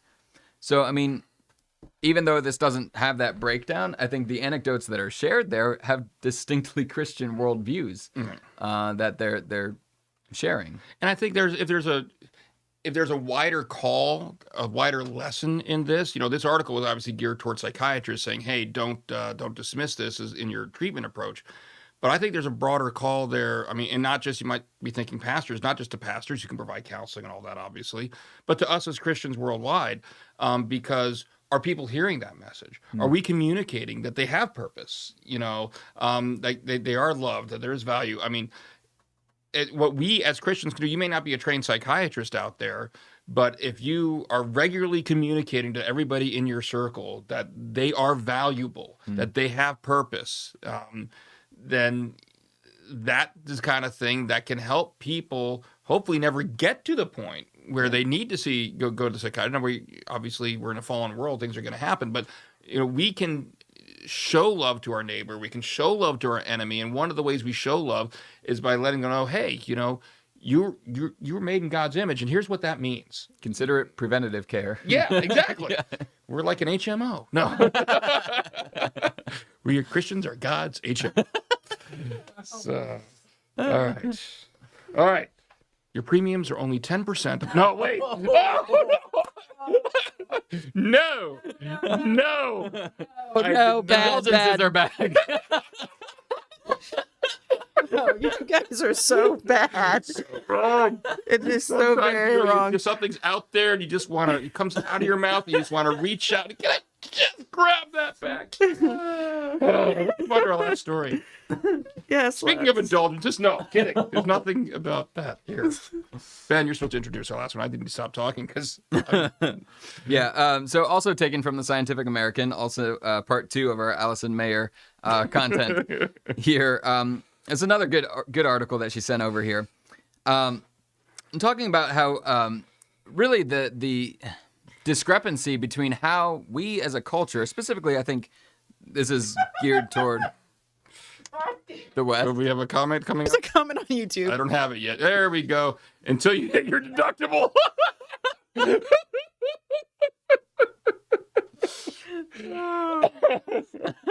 So wait. So if I've given enough in my offering the first 6 months, I don't have to give any the second 6 months? It's going to make Christmas a lot happier around my house. Here's the train. Completely derailed. Okay, this is your warning. In about 10 minutes, I'm going to have to pull out the really sobby face. It says 100 minutes. Well, at this point, we just got to go for the record. What's the record? No. We're on the No, last no, we story. don't. We're just trying to get to it. We're getting there. It's slowly but surely. So anyway, this article from the Scientific American, really, I think it's aimed more toward at the West, our worldview in the West, but it points out the discrepancies between birth and death. Birth is often celebrated, unless you're, never mind. Birth is often celebrated in our culture. We have so many medical enhancement, so many things that are there to enhance the birthing process. One of those things being a doula. That's as birthing, kind of. What's a doula? A doula is a non-medical professional. What's a doula with you? Sorry. A doula is a non-medical professional who provides aid, kind of like a midwife or someone, but doesn't actually deliver, but provides counsel and support for a pregnant woman. Aren't they supposed to also act as an advocate, like Yes. help her decide what kind of birthing atmosphere and process that she wants, and make sure those wishes come to fruition, because maybe we can't trust the husbands to make that happen. Or if it's a single Or mother, if it's kind single of. mother. Yeah. Yeah, you're absolutely right. So the doula is their role is to be a non-medical advisor and advocate for the pregnant mother. And so what's come about recently is this article is shedding light on is the idea that, so in birth we have all of this support for the mother, that, families gather together and give tips and hints on parenting and childbirth and, all those old wives' tales that come to be. But on the other end of the spectrum, the other bookend of life with death, it's met with fear and trepidation and anxiety, and there isn't really as much support going into end stages of life as we do with birth. And so this article explains the concept of a death doula. Apparently they're a thing. I didn't know before reading this, so thank you, Allison. But just talking about, why in our culture is death considered taboo. So it's talking about, and the article's headline here is how end-of-life doulas help to ease the final transition. So again, kind of similar to what we were talking about in our previous story about how science catching up with spirituality. There's a connection there with spiritual needs being met. A doula's purpose is to help someone ease into death as they're approaching end of life, to provide spiritual care, to provide advocacy, to help with in practical matters, pre-planning services. And things like that. If they have estates, estate planning, things like that.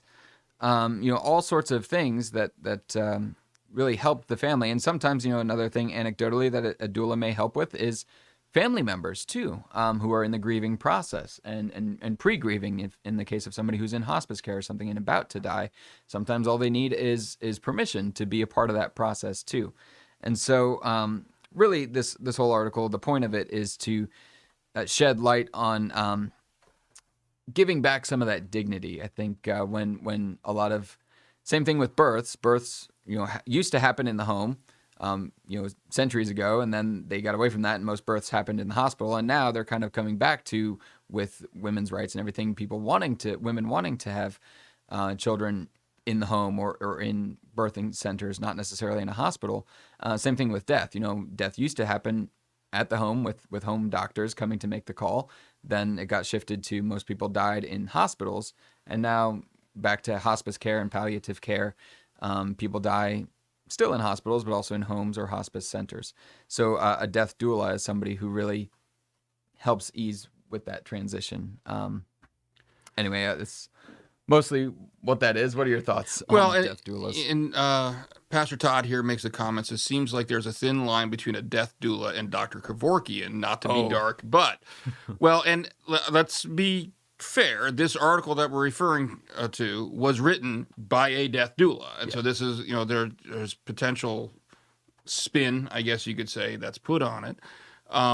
And I certainly see the danger that you're talking about there, Pastor Todd, where it's like there's a lot of the same concerns that you see being addressed here by the death doula are the same types of things that are often cited by those who, are in favor of assisted suicide, And so now I do think, 'cause I took a course on this a while ago, but there's some logical disconnect, and so I'm not. Please understand, I'm not saying that they are these concerns are rightly cited by those contemplating assisted suicide. They're not. They're mistaken in their thinking, but these are the types of things that often come up, and so you can certainly see I hate to use the term slippery. Apparently, I can't use the term. I can't say it. Slippery slope, but you can certainly see that going down there. Now, what I will say, and what this couple things that this article made me think of.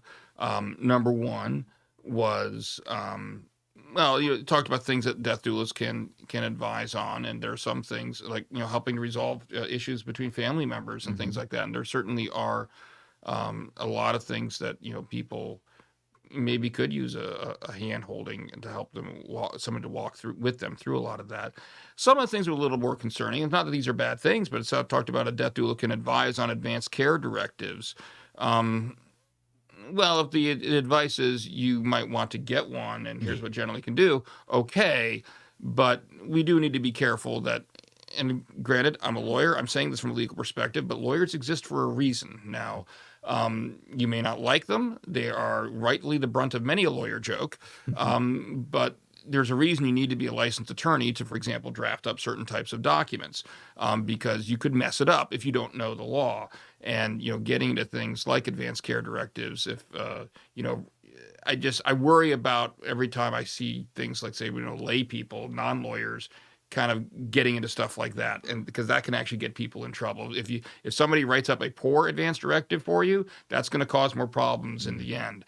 So just got to make sure that it's done right. So that I worry about overstep in, Pastor Todd, you're worried about overstep in the slippery slope or the fine line with the Dr. Kevorkian. I'm also worried about that slippery slope or possible blurring of the lines between what really should be left to a legal expert and what a lay person can do. All right, I need to chime in now. Okay. Am I allowed? You're allowed. Next thing I was going to say kind of concerns you anyway, but go ahead. Well, I assume you're going to mention the fact that, my mother just passed away. I was, but I'm glad you're bringing it up too, because I forgot to tell you I was going to mention that, and I didn't want to get hit with a shoe in the car right on the way home. So you go first. Okay. So yeah, Mom passed away in the beginning of February, but she went into hospice about a month before that. And I guess the main reason I could see a value in somebody like this, I'm not sure I like maybe all of what she's saying. It was a she. And we should be fair. We're saying death doula, but really it's end of life. End of life doula is kind of how they phrase it. What So, yeah. was it? A female, male? This is a female. I think who wrote the story. Yeah. Okay. I'm not completely certain that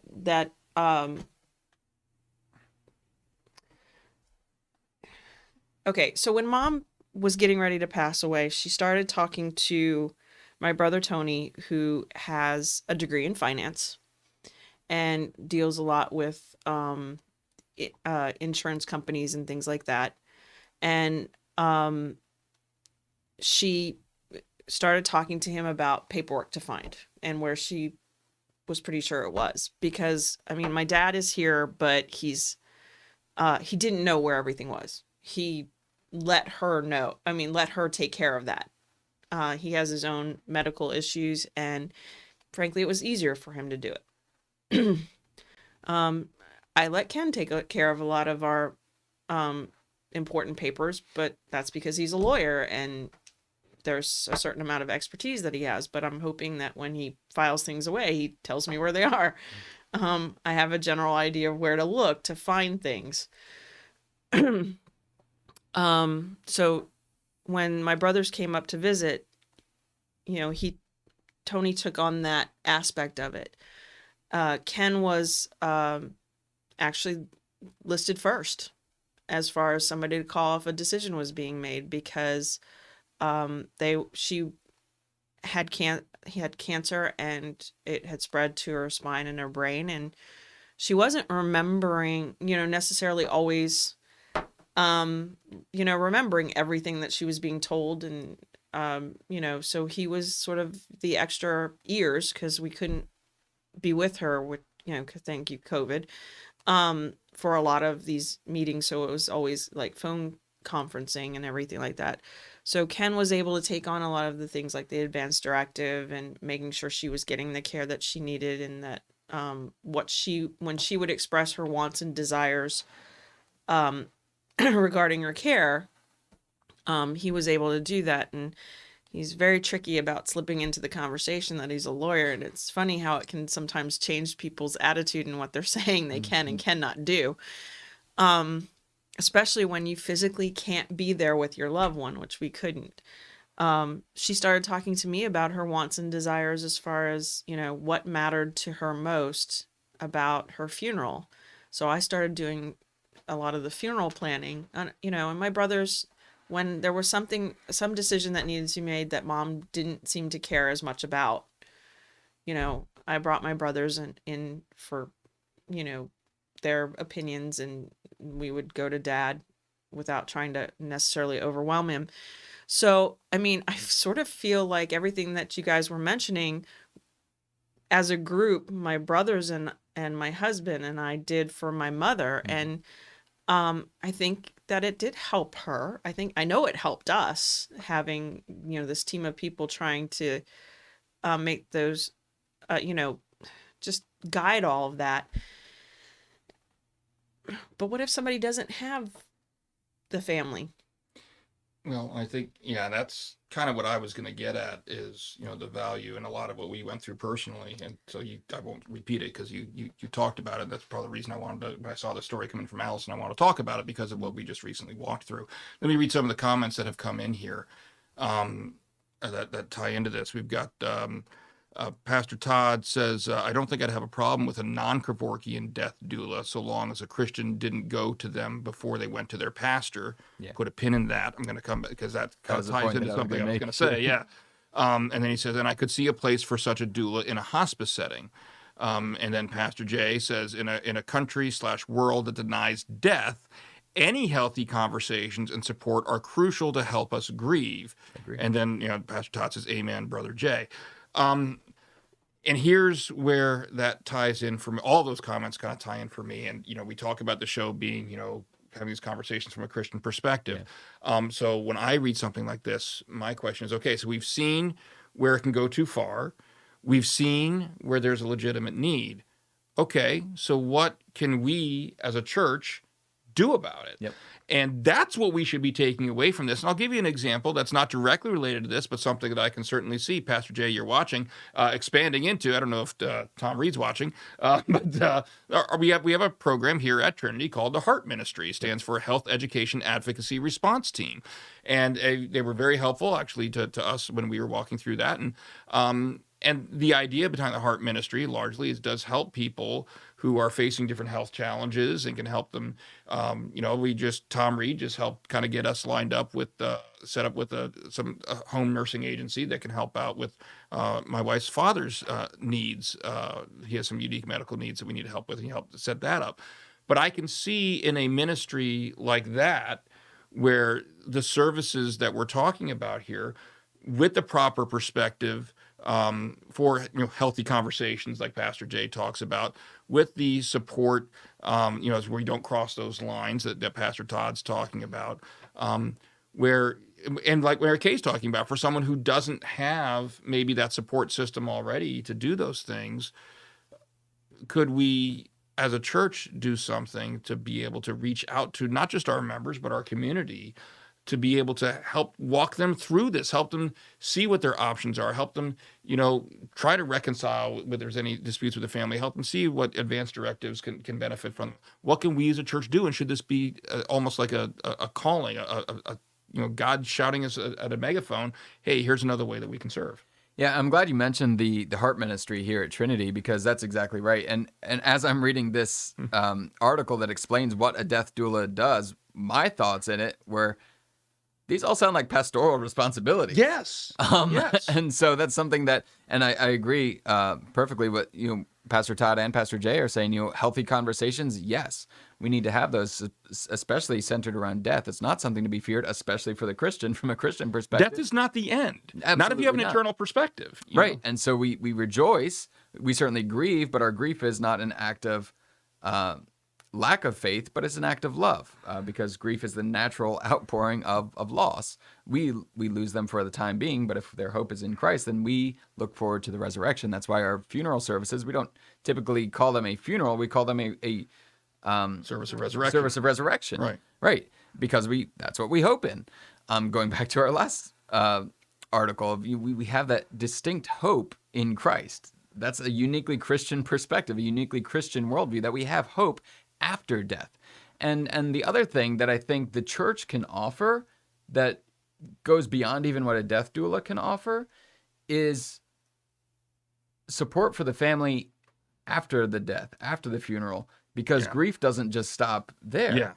And that's one of the things also that Heart Ministry does, is they walk with the family. We follow up with Grief Share. There's a Grief Share program.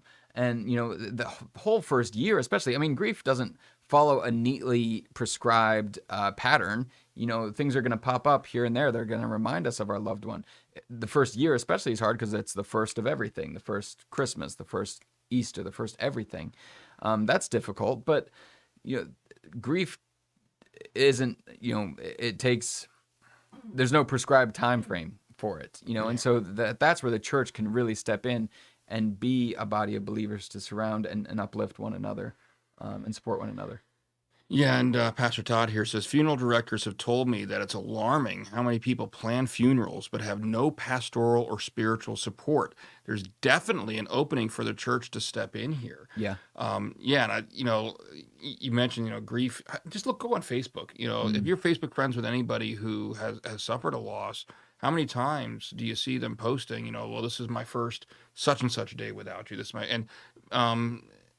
and that in and of itself, if somebody's going to do that on a social media type platform, they're reaching out. They're reaching out. Absolutely. So, are we going to answer? People may not be willing to, it may not be ready or at a point where they're going to come and actually explicitly ask for help. So we need to be, as a church, I think, need to be affirmative. And Tom Reed, if he ever does watch this, is very good at this. At least in my personal experience and what he's done with Mary Kay and I, as far as, being proactive and seeing, you see a Facebook post like that, we as a church can go out and say, how can we help you? But you're right. I think this is all spiritual stuff that we as the church should be doing. And how often do you, see people who, even if they have help, getting ready for the funeral, and once the funeral's gone, funeral's done, everybody leaves, everybody's gone. Now you've got an empty house. And that's even harder in my experience with walking with families that have that are dealing with the loss of a loved one. Everyone puts on a brave face for the funeral. Oh yeah. And then it's when everybody's gone, that's when you really need the support. Well, you have to. Gosh, you have to, because it's like, for me, okay, so it was my mom, yes, but, there was dad, okay, and there were people who were coming from out of state. So I almost felt, gosh, for lack of a better, like a wedding coordinator. I had to make sure the funeral went off the way it was, we wanted it to go off. And people come to you with questions, even the funeral director is coming to you with questions saying, which of these flowers do you want taken to the grave, or to the church, or there's decisions to be made, as you're going along, and they pick a family member to ultimately guide those decisions. And so for me, I'm not going to say I didn't grieve during the funeral, but it was more about helping my dad through the day. It was more about making sure that my brothers had the opportunity to grieve the way they needed to while they were here in Maryland, since they had to go back to Oklahoma and Texas, and I'm a mom of 2 kids who, James, he doesn't know. This is his first experience since February of a house without his grandmother in it. From the day he was born, he's lived with his grandparents because they've lived in our basement apartment. I locked my in-laws in the basement. Yeah. Okay. So the lock's on the other side of the door. They actually could lock me upstairs. There's no they about it anymore. Dad can't climb the stairs. You're safe. But yeah, it was more about everybody else getting, making sure everybody else. It's the busyness that keeps Yeah. you distracted from the reality. Yep. So anyway, we have been running very long, and my wife has created a 110-minute sign with massive tears saying, "Time to shut up, gentlemen." And so I'm going to take that cue because I want to get home and watch Loki. But I will say in closing here, thank you to everybody who's been watching and joining with us tonight. If you're not familiar with the channel, this is the Trinity. If you're watching us on YouTube, it's the Trinity Joppa YouTube channel. This is the official channel of Trinity Lutheran Church in Joppa, Maryland. We got a lot of great things on here, not just Trinity Talk Live. We got our worship services, traditional and contemporary. We have devotions throughout the week, a lot of really, really good stuff. So if you haven't, please, like the video because then more people will see it.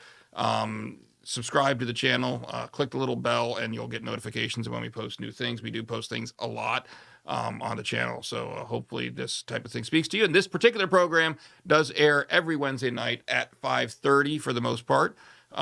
We are live.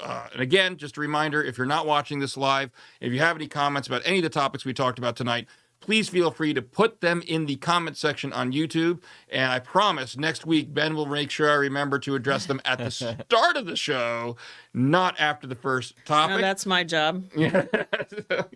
And Pastor Todd says, thanks, y'all. Loved this. Thank you very much for joining us tonight. Maybe you can join us again next week. We'd love to have you. Spread the word. Tell your friends. Tell your family. Post it on Facebook. Tell everybody about this program. Because, again, the ultimate goal of this show, we've got a lot of things we do here on the channel, but the ultimate goal is to show people how we can talk about some of the tough things, about some of the popular topics that are going on out there. But talk about them from a Christian perspective, and so that people aren't just seeing the conversations that are circulating around the internet in non-Christian circles, and the way that they talk about them. What are you all talking about behind my back? No. I was trying to remember. I thought there was a week we were taking off, but I can't remember which No, one. we had talked about, you and I had talked about possibly taking a Wednesday night off to go to the premiere of the new Black Widow movie, but I did find out that doesn't open until Friday. Oh, So that is no longer an issue. So we are able to do a show. I talked with somebody about it. So Sorry, anyway. Ben. No, it's all good. So I don't know why Ben had no idea what you were talking about. So I don't know. I had to check my calendar. I said, I don't think so. But, okay. Anyway, thank you all for joining us. Thanks, Ben. Thank you, Good Ken. conversation. Thank Thank you, you, Mary Mary Kay. And thank you all of you for watching. See you next week. God bless.